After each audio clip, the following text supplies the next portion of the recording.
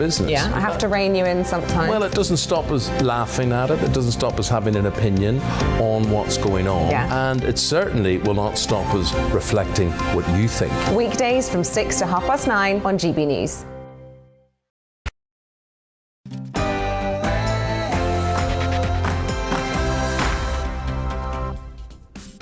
Good evening, I'm Mark Steyn and this is GB News on TV and radio. Whichever's your bag is groovy with us. On tonight's show, men in white suits, men in white shorts, men in white coats. The man in the white suit himself is here, Martin Bell. So is Dr. Robert Malone, a respected immunologist, until he wandered off the COVID reservation and social media decided you shouldn't be allowed to hear him. Do you like tennis? No, not that tedious bit where they're thwacking the ball across the net, but the new preliminary round the Aussies have introduced, where you wall up the defending champ in some crummy detention centre so the seething masses can pelt him with rotten fruit. Way more fun than a lot of boring aces. Oh, and let's not forget the indispensable part of the show, your questions and comments, your aces lobbed straight across the net at me and straight down my gullet. You can email me at gbviews@gbnews.uk or on Twitter at gbnews. Ask me anything you like, but first, as always, the news with Karen Roberts.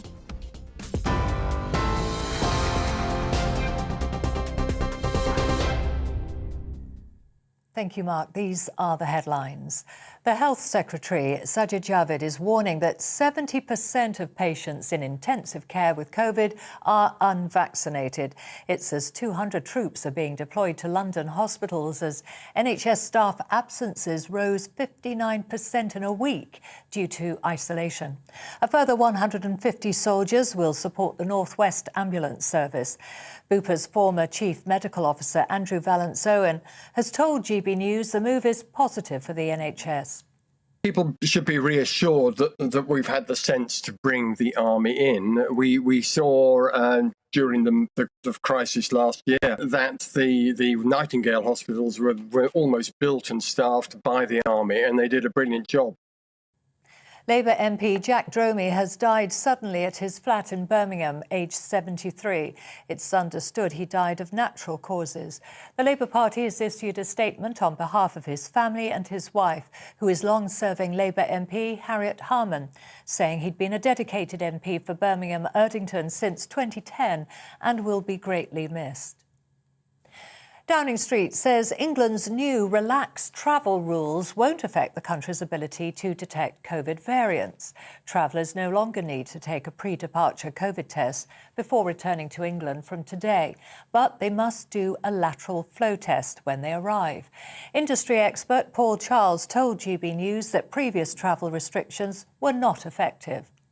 The government felt, from a health point of view, they had to introduce these tough, onerous restrictions from the outset. They haven't worked. They haven't stopped Omicron coming into the UK. One of Scotland's 2 nuclear power plants has now permanently shut down almost 46 years after it started generating electricity. Hunterston B in North Ayrshire provided jobs for thousands of people in the area. Officials say a failure to solve the problem of hundreds of cracks in bricks surrounding the reactor core meant its closure was inevitable. And Hollywood star Sir Sidney Poitier has died. He was 94. The Bahamian-American star won the Oscar for Best Actor for his role in Lilies of the Field, making him the first black man to win the coveted award. Best known for his work during the 50s and 60s, Poitier helped pave the way for generations of African-American actors. Whoopi Goldberg has been among those paying tribute. That's your news update. Now let's get back to Mark Steyn.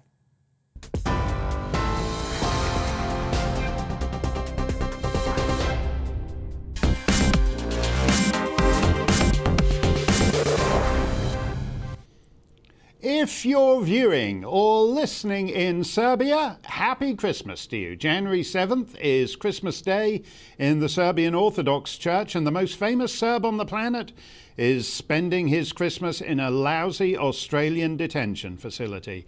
Novak Djokovic is the reigning Australian Open tennis champion, and he flew to Melbourne to defend his title. He has never disclosed his COVID vaccination status, as he believes in medical privacy, as indeed every civilized person did as recently as 2020.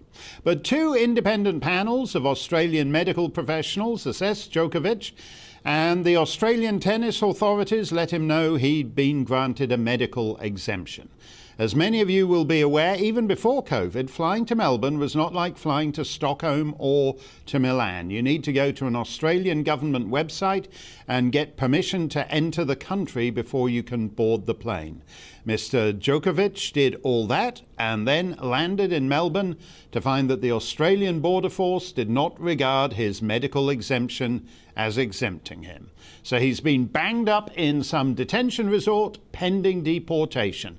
The Iranian refugee on the floor below him is one of the few people in the lucky country prepared to put in a word for his fellow inmate. Novak, you are not alone. You have lots of support. We love you.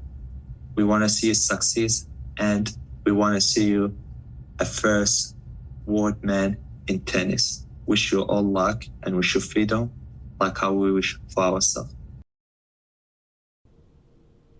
I don't know about his Persian pal, but friend Novak has had the COVID, so he's full of natural antibodies, which a lot of the science says is much more effective protection than the vaccines. But Australians in general, and Melburnians in particular, have had a rough couple of years. Dan Andrews, the Premier of Victoria, has imposed severe and lengthy lockdowns in which the citizenry have been prevented from, for example, driving more than 3 miles from their homes, and in which Her Majesty's alarmingly out-of-control Victoria Constabulary have not been above wrestling pregnant women and handicapped pensioners to the ground in order to maintain their iron grip on the populace. So in some weird displacement exercise, Victorians are happy to hoot and jeer at some foreign celebrity for purporting to exercise the liberties they so carelessly surrendered to Chairman Dan. Ooh, we all hate Djokovic, don't we?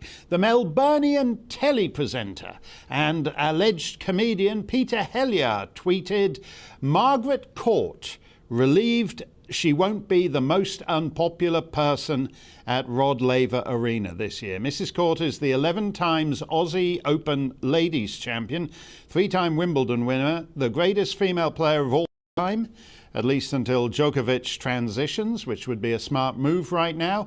But she's now a Pentecostal minister of social conservative bent, so Aussie blokes seem to think it's super butch to beat up a little old lady pushing 80. At any rate, unless Djokovic can get a court to overturn his deportation order, it looks like they'll have to make do with Margaret Court again this year, or maybe not. If you're a fully vaccinated person who got tickets for the Open to see Djokovic defend his title, be advised. The officials at the arena are confiscating pro-Djokovic placards because apparently a Djokovic sign is so contagious the WHO may well designate it a new variant all on its own. Old Australian joke about whinging POMs. How can you tell when the Heathrow plane has landed at Sydney? When they cut the engines, you can still hear the whining. New Australian reality. How can you tell when Djokovic's plane has landed at Melbourne? When they cut the engines, all you hear is the Aussies whining. Let me know your thoughts. gbviews@gbnews.uk. Particularly interested to hear from you if you're in Earl's Court. That's the email address, or you can tweet me at GBNews. James McPherson joins us now from Sydney. He's the author of the new book, Notes from Woketopia, and writes for The Spectator Down Under. James, let me know this. Are there actually fellow Australians of yours who would like to see Djokovic play tennis rather than standing in the dock in court, as he's going to be, I think, on Monday? Look, we have suffered the most draconian lockdown for the last 2 years. We would love to watch some sport and just enjoy ourselves. It would be lovely if Djokovic was allowed to simply play tennis rather than be used as a political pawn to distract Australians from incompetent government and be a focus for our anger rather than our politicians, who should be the focus of our anger. Yeah, there's a lot of people saying, well, my 7-year-old boy isn't allowed to kick a football around outside. So if my 7-year-old boy can't play sport, then this big shot celebrity shouldn't be allowed to. But as you pointed out in your column, that's basically an argument for allowing the 7-year-old boy to play sport, not preventing the hated foreign bazillionaire. Well, Novak is right now the most hated man in Australia. And, you've got to ask yourself, why is the world tennis number one suddenly in Australia public enemy number one? He hasn't hurt anybody. He hasn't broken any law. His only crime is to have done what most Australians have been too afraid to do, and that is to stand up for his own civil liberties. And in standing up for his own civil liberties, Novak has shone a light on the fact that most Australians have been in an abusive relationship with our own government. And we don't want to admit that. Far easier to demonise a Serbian millionaire than to admit the fact we've all allowed ourselves to be bullied for the past 2 years by politicians and unelected, unrepresentative health bureaucrats.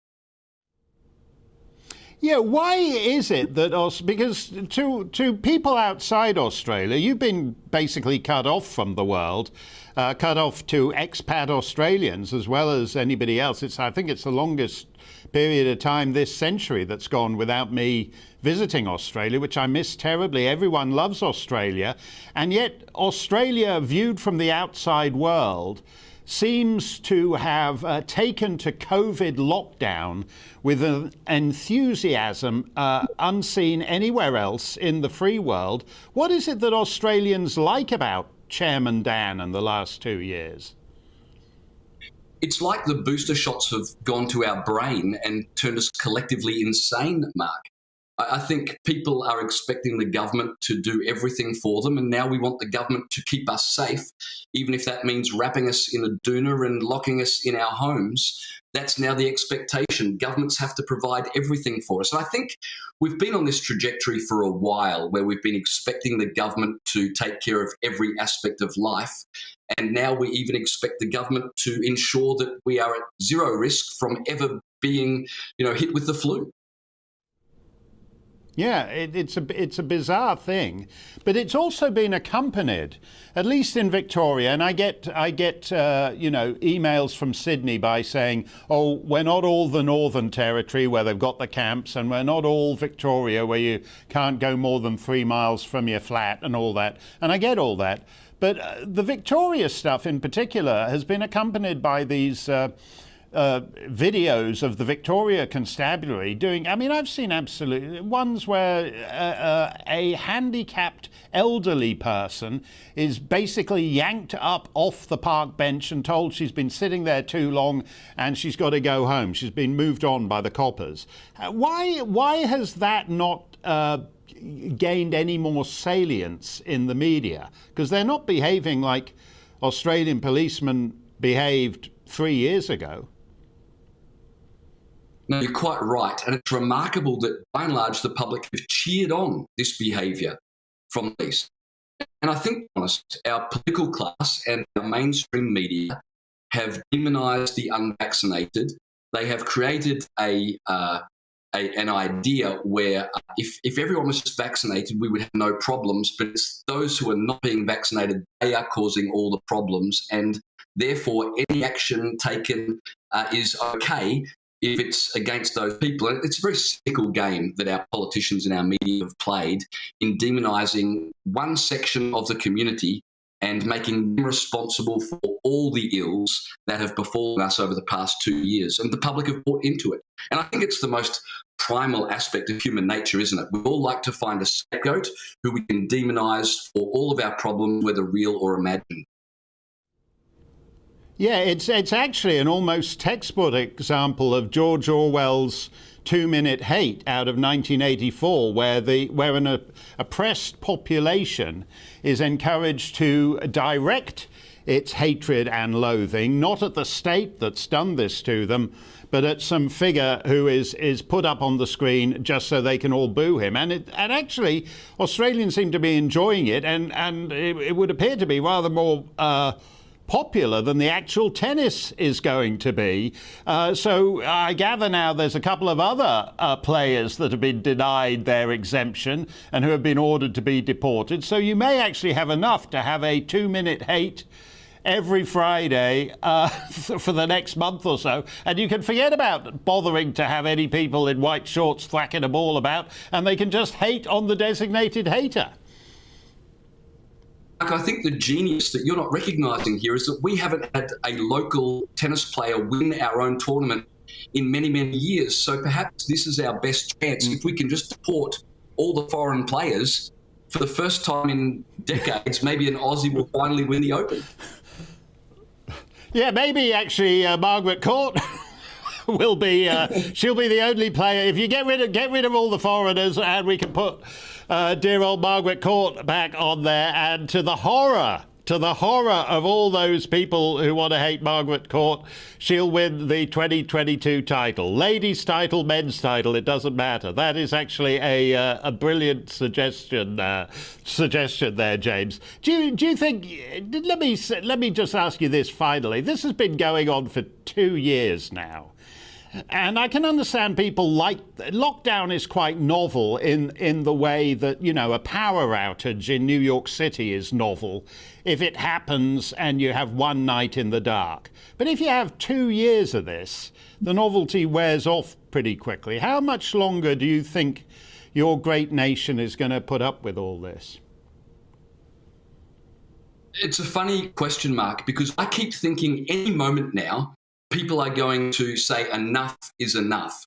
And yet it seems like the government can keep doing the next thing and the next thing, and the public just said.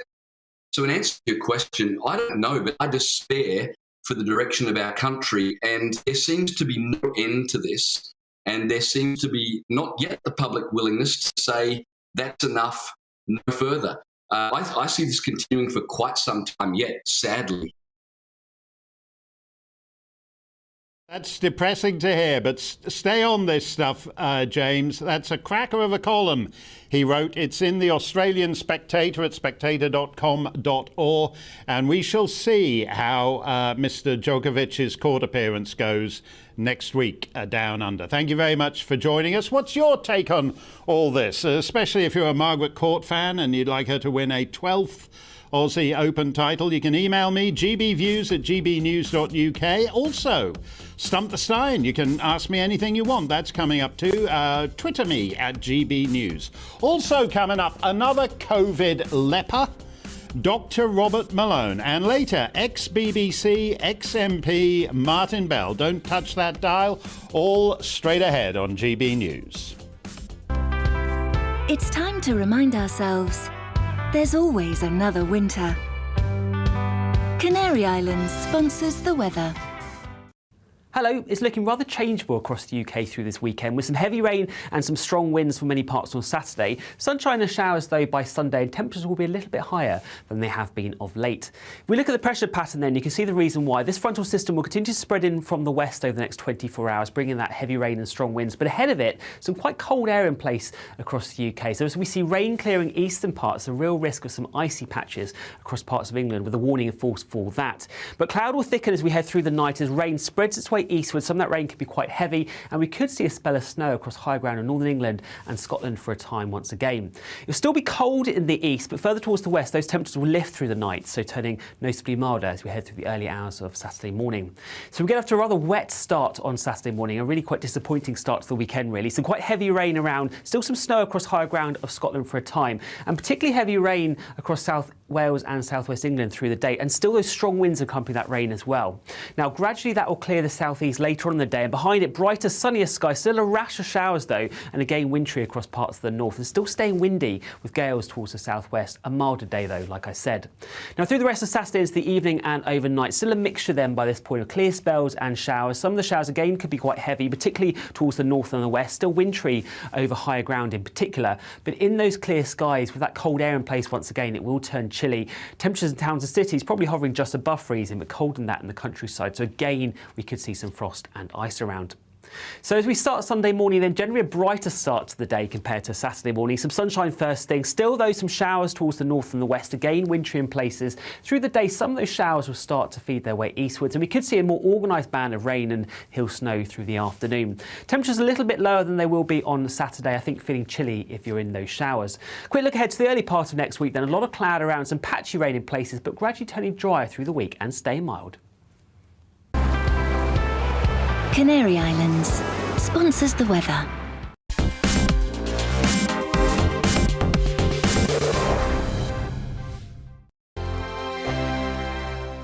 Hello there, I'm Eamon. And I'm Isabel. And you're watching the GB News digital stream across the United Kingdom. And around the world.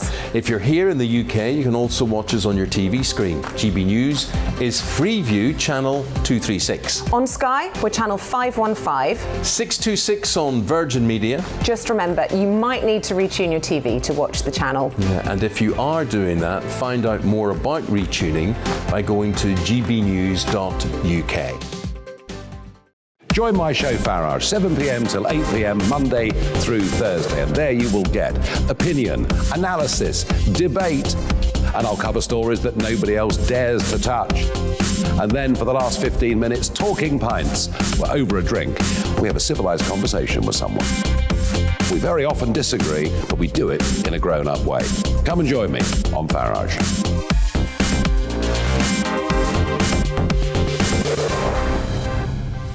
I'm Dan Wootton. Join me Monday to Thursday from 9 to 11 for the feistiest and most fun news debate on TV, where free speech reigns. I'll bring you a sharp take on the day's biggest stories, bombshell newsmaker interviews, and A-list guests. And I guarantee you, no spin, no bias, no censorship, and no reason to go to bed. That's Dan Wootton tonight, Monday to Thursdays from 9 on GB News. Hello there, I'm Eamon Holmes. And I'm Isabel Webster.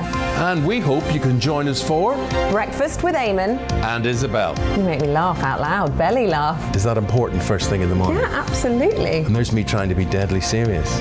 News is a serious business. Yeah, I have to rein you in sometimes. Well, it doesn't stop us laughing at it. It doesn't stop us having an opinion on what's going on. Yeah. And it certainly will not stop us reflecting what you think. Weekdays from 6 to 9:30 on GB News.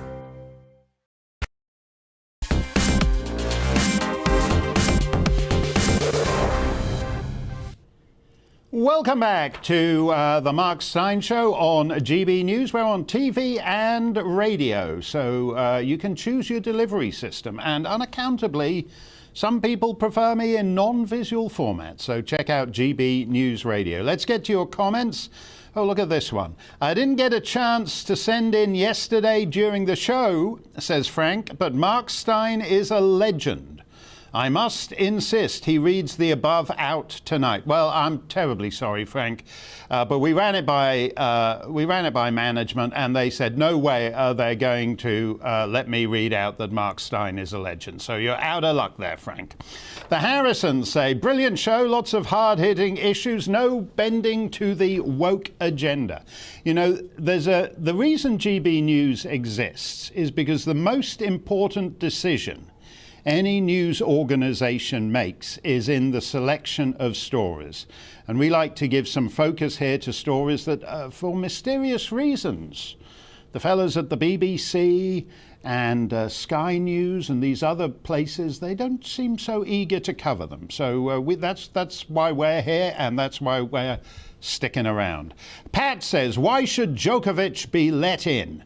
We still can't go to see our daughter and grandchildren.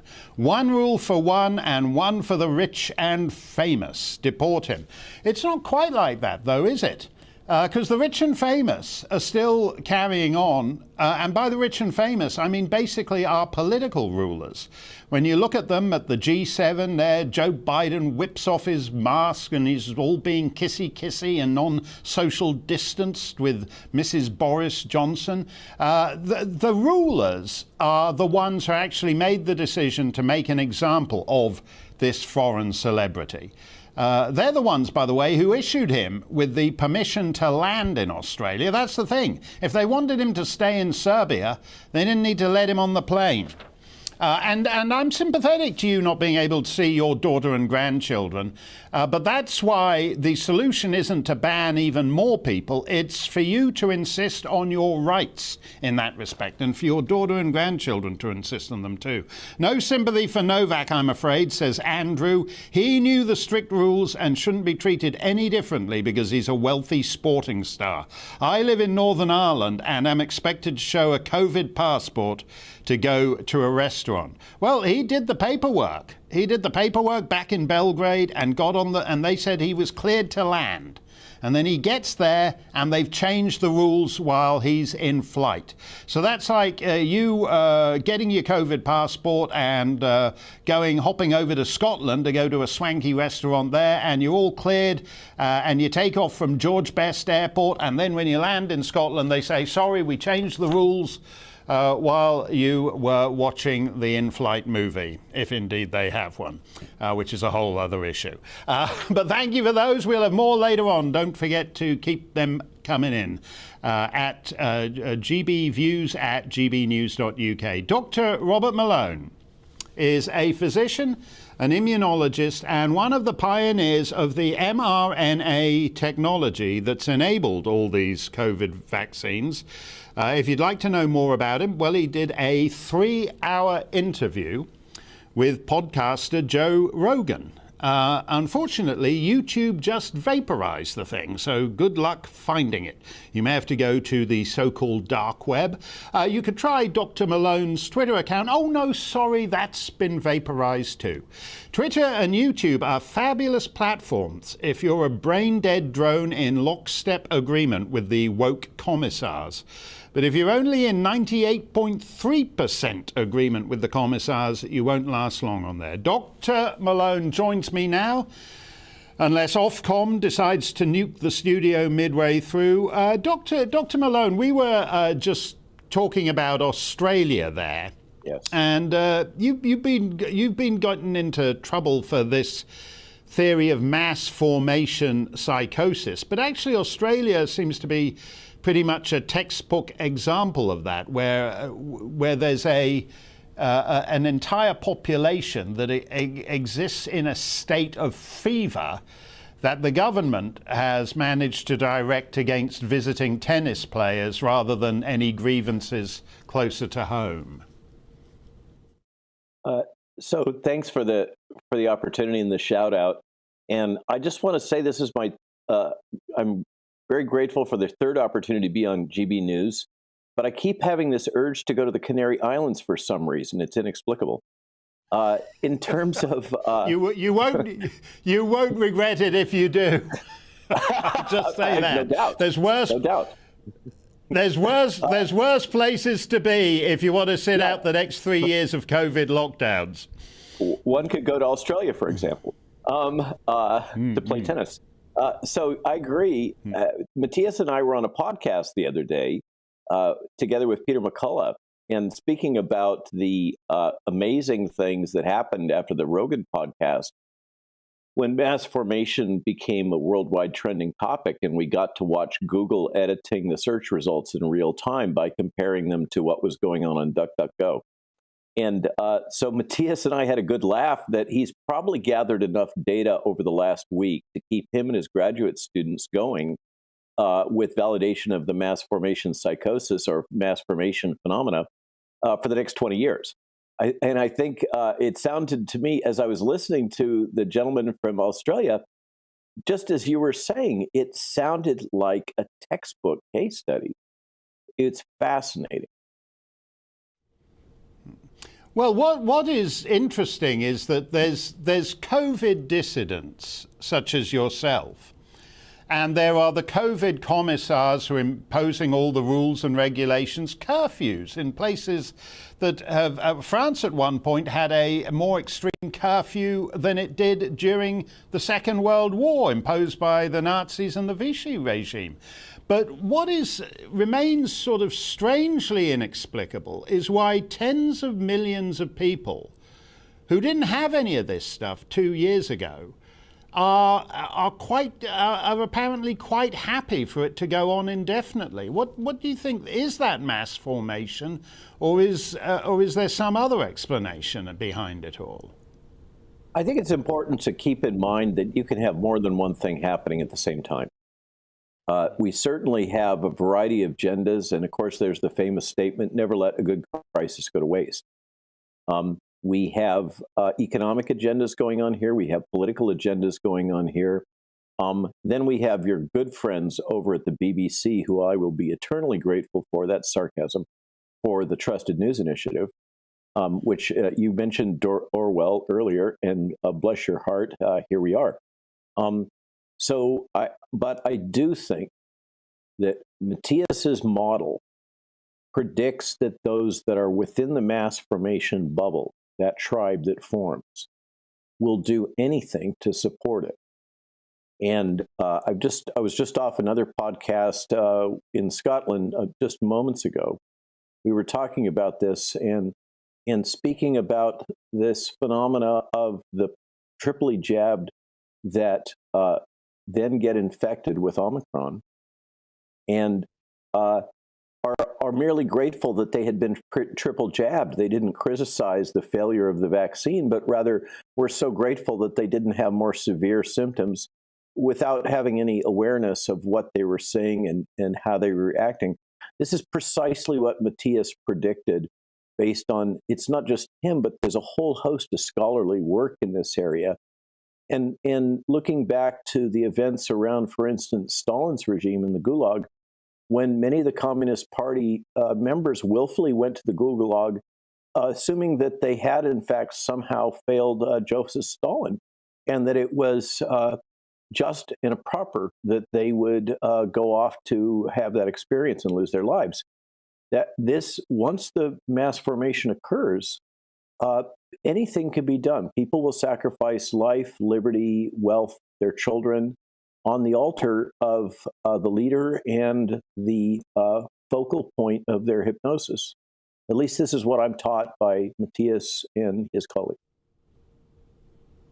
Well, let's talk about one aspect of it, though, and that is that on social media, which is now apparently how most people get their information about what's going on the planet. But this thing came out of Wuhan 2 years ago, roared around the world. No one knew much about it, although people may have had a vague memory of SARS from 15 years ago. The vaccines are put together rather hurriedly and at breakneck speed, again, bypassing a lot of the normal control systems that go. Warp speed. Yeah, warp speed. But what's weird is that this is something new. It's not, when people say, oh, well, this COVID misinformation, you're not allowed to go around saying that the earth is flat. Well, okay, well, we've had a big lot of centuries to think about that. This thing just came out of Wuhan a couple of years ago. It's new. There ought to be differing opinions on it. And yet, as you've seen with your own social media accounts, you're not allowed to have differing opinions. Well, that's odd, isn't it? To your point, I cut a long podcast with in-studio filming yesterday down in Fort Lauderdale. And the focus of that was to respond to the fact checkers and the critics, and to do so in a way that intentionally would not get us deplatformed from YouTube. And we all took bets about how long it would take to get deplatformed. I lost. I thought it was only going to be 45 minutes. It turned out to be about 12 hours. Here's the thing. People deserve to have information about the potential risks, even though that information may cause them to become vaccine hesitant, because that is the fundamental bedrock of informed consent. And informed consent is the fundamental bedrock of medical ethics. But your good friends over at BBC with their Trusted News Initiative have defined anything which would cause vaccine hesitancy as prohibited communication and knowledge. That is, by definition, mis or disinformation. So what we have here, for those that do experience an adverse event in themselves or their children, is a situation in which they were not able to develop informed consent because of the propaganda and censorship imposed by media and tech, coordinated through the Trusted News Initiative. This is a crime. And I suspect that the lawyers are going to have a field day with this issue when the dust settles. Well, I was listening to the BBC for a few minutes earlier today, and a story came out about a young fellow in India who had, I think it was 11 of the COVID. He'd had the original 2 shots, and then he'd had 9 booster shots. And the hospital sent him away and said, no, you can't have a 12th shot. And the BBC reported this in it was a very odd thing listening to their report, because while they were saying you don't want to be too enthusiastic and have 8, 9, 10, 11 booster shots, at the same time they were being cautious, because they're looking 2-3 months down the road, when people might be saying, well, you know, like in France, you need a booster shot every 4 months. It might come down to 3 months, 2 months, fortnightly. Even a story like an Indian guy being sent home from the hospital for wanting a 12th booster shot, they're tiptoeing around because they seem to foresee when that might become a norm. Fascinating. I'm reminded of the meme that's popular of the stick figure filled with needles, and speaking the balloon thought, please govern me harder, Daddy. You're hitting on a key theme, this logic that the government is assumed to have responsibility for us from literally from the forceps to the stone, as I put in one of my Substacks the other day. That individuals should be fully protected from the vagaries of life. This, by the way, this is immunologic nonsense. It's very well documented that people need to encounter the pathogens and the antigens in their environment, particularly children. This logic that somehow our immune systems have suddenly, over the last 2 years, vanished, and they're only good if they are incited to behave properly by a good whopping dose of mRNA. Obviously, this is absurd, what's happening. And again, it just underscores the brilliance of the insight of Matthias Desmet. I think I've got to know, I nominate Matthias for the Nobel for figuring this out. So there. Okay. Well, good luck with that. I'm not sure that's going to go anywhere, but we'll take your recommendation and try and with bit of a long shot. Subsidy of the Karolinska. Yeah, I think that's there's more chance of Djokovic showing up at the Australian Open. Robert Malone, thank you very much for that, and we'll try and get him on the show. I don't know whether he's going to win the Nobel, but we will try and get him on the show here. Stump the Steyn is coming up. GB Views at gbnews.uk. Also, straight ahead, war correspondent, independent MP, the man in the white suit, Louis Nem. Martin Bell. Don't go anywhere.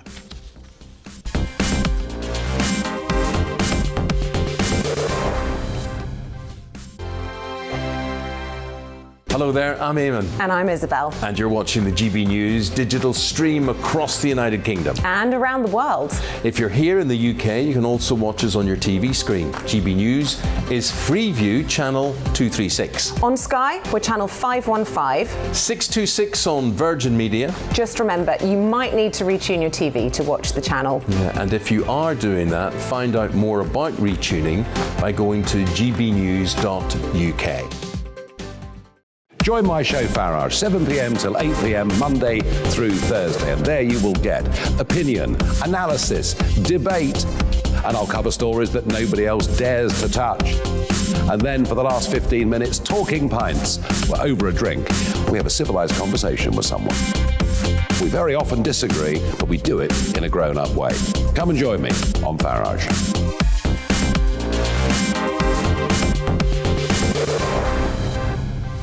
I'm Dan Wootton. Join me Monday to Thursday from 9 to 11 for the feistiest and most fun news debate on TV, where free speech reigns. I'll bring you a sharp take on the day's biggest stories, bombshell newsmaker interviews, and A-list guests. And I guarantee you, no spin, no bias, no censorship, and no reason to go to bed. That's Dan Wootton tonight, Monday to Thursdays from 9 on GB News. Hello there, I'm Eamon Holmes. And I'm Isabel Webster. And we hope you can join us for Breakfast with Eamon and Isabel. You make me laugh out loud, belly laugh. Is that important first thing in the morning? Yeah, absolutely. And there's me trying to be deadly serious. News is a serious business. Yeah, I have to rein you in sometimes. Well, it doesn't stop us laughing at it. It doesn't stop us having an opinion on what's going on. Yeah. And it certainly will not stop us reflecting what you think. Weekdays from 6 to 9:30 on GB News.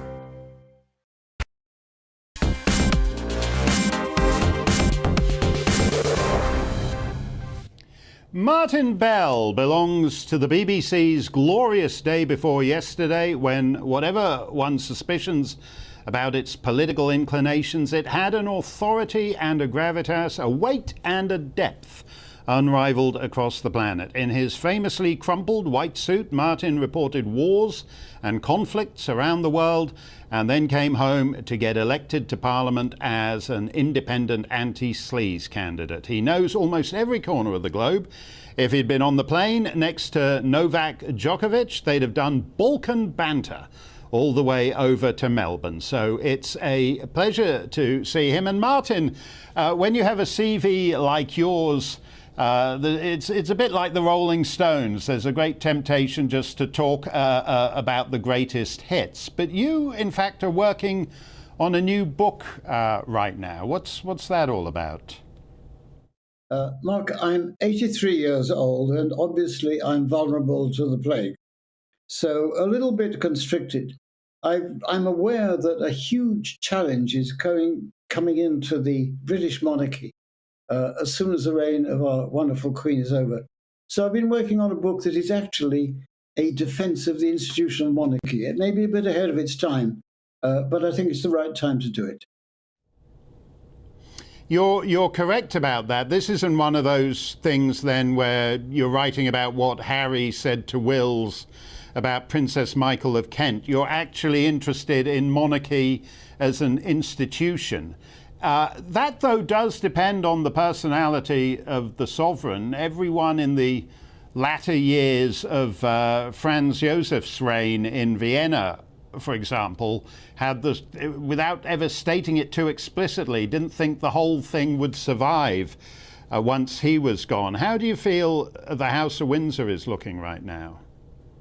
Well, actually, it happens to the Austrian monarchy. I think the House of Windsor is secure as long as the reign of the present monarch starts. I think as soon as it is over, we're going to get a fierce campaign against it by the Republicans, especially the younger Republicans, and they're allowed to do it. And I've been researching this. There's a long history of it. But I think it has to be answered, especially through the absence from public duties of Harry and Andrew for different reasons. The monarchy is vulnerable as it hasn't been in my lifetime, and therefore it's worth writing about. Yeah, that you're absolutely right on that. It's my youngest kid. He's a Canadian subject of the Crown, but he's having part of his education in the United States. And he said to me when the Duke of Edinburgh died, he said, and he'd been talking about it with his American friends, he said, you just can't talk about monarchy with the Americans. They think it's just like a celebrity you hire to open supermarkets. What's the benefit of monarchy as an institution as you see it then? The benefit as I see it, and I've done an awful lot of royal tours and I've known some of them, is that it takes the role of the head of state out of politics. The danger if you don't have a monarch, I know it's accidental, it's archaic, But if you don't have a hereditary family, then you're probably going to have some old political grafter. You're going to be somebody with a political record. And I think this is going to undermine the whole institution. This is an argument way up ahead of us. I don't have to deal with it now. But I thought the time had come to say what needs to be said about what is ahead of us. Mm. Yeah, and there is a sense, I think, around the Queen's realms that with the exception of Barbados, but the Republicans understand they've got to keep a lid on it because she's an old lady who's rather popular, and that they're kind of frustrated by that, and that once in the fullness of time there's somebody new there, then suddenly republicanism as a force is going to come roaring back. Oh, absolutely. There was an attempt in Australia in 1999. Everyone thought that God, come on, why should you have a head of state who's the other side of the world? And the whole of the Murdoch press was against the monarchy, and the Murdoch press in its home territory was very powerful. But the bizarre thing was that the monarchy prevailed. I don't think this is to be taken for granted. I think the Queen's realms will diminish, especially in the Caribbean. Barbados is just a start, but here we are. She's our head of state, and obviously I'm a guy, Mark, with more past than future, but I thought it was a good way to spend these years reflecting on it, and to give thanks for what we've got, to be quite honest. Yeah, I hope we're not in that crepuscular Habsburg twilight that they were all feeling in various parts of the Austro-Hungarian Empire in the latter part of the Great War. You've been all over the world, though, including the Austro-Hungarian Empire. What's the problem with other systems? And do you think because the Queen was born at a time when thrones were tumbling all over Europe, and in very occasionally a monarchy gets restored, as in Spain, and then it finds it gets tarnished again, as happened with Juan Carlos, the man who saved democracy in Spain. Monarchy does depend on it's an institution, but the wrong individual on the throne can wreck the whole business. We've seen this. The most severe setback our monarchy ever faced was in 1936 with the abdication of the king, the only king who's ever abdicated. Nothing that has happened since has been as severe, but with the retreat from public duties for different reasons of Harry and even more Andrew, I think the monarchy is going to need to be defended, and I'm not quite sure that its defenders are fully in line. So I've been supplying the ammunition. It's a bit off the beam of everything else I've done in my life, but you're quite right. It goes back to Sarajevo in 1914 and the shot fired by Gavrilo Princip, which brought down the Archduke, and we know what happened since. We lost 800,000 men in that war, and the Germans and French lost more. So I think we should be careful of what happens in Sarajevo. And I do suggest, since you are about to be a broadcasting legend, that you should spend some time there. I think you would enjoy it. Well, I haven't spent as much time there as you, but I've been in places like Mostar, for example, which I find. The great thing about that part of the world is that you're right on the intersection between Christendom and Islam. So it's actually a fascinating. They're fascinating. They're turbulent places, but they're fascinating. But they're also aware of history. When you're in the Balkans, you must have found this. Those guys are aware of history in a way that we do not seem to be. We have the arrogance of the present tense. We think we got nothing to learn from some guy, 19th century guy, some 17th century guy, because progress goes one way and we are more enlightened than they will ever be. There's a much greater awareness of history because it's in some of these places you've covered, they're still living with it, aren't they? We're talking to each other on the Serbian Christmas Day. I happen to believe that the Serbs lived their history like no other people on earth. Their defining moment in 1389 was a battle against the Serbs, which they lost. And we should have no lessons in the repercussive effects of what happens in Sarajevo. I mean, you've seen them for yourself. I've seen them very up close and personally and risked my lives for them. And I think that now is a very good time to turn our attention back to what's happening in Serbia and what's happening in Bosnia, where the agreement reached in the Dayton Agreement is looking extremely fragile. We could be drawn back into that again very easily. Yeah, there's not when you look back, it doesn't seem like a long time since the 1990s. But in fact, 3 decades is kind of a long time in Balkan stability, because if you look at, the Kingdom of Yugoslavia lasted about 25 years, I think, all told. They have difficulty coming up with permanent arrangements in that part of the world, don't they? It's not surprising. They have 5 or 6 republics. They have autonomous provinces. They have 3 religions. They have 2 scripts, the Roman and the Cyrillic. I think look on back on it, and obviously Tito had a lot to do with it and the horrors that happened in the Second World War. But when it fell apart catastrophically, and the rest of Europe got involved. And I was involved also in trying to, I had to do it very discreetly. I know you're not a great fan of the BBC, but the BBC was not a major player, but what the images we sent back across the world suggested that there had to be an intervention, and there was an intervention which saved lives. But in the course of that war, Mark, 98,000 people were killed. This is in Europe, in our continent, and in our time. So I felt very deeply about that, and I still do. And I honestly think it's time that we should turn our attention back to the most troubled corner of Europe.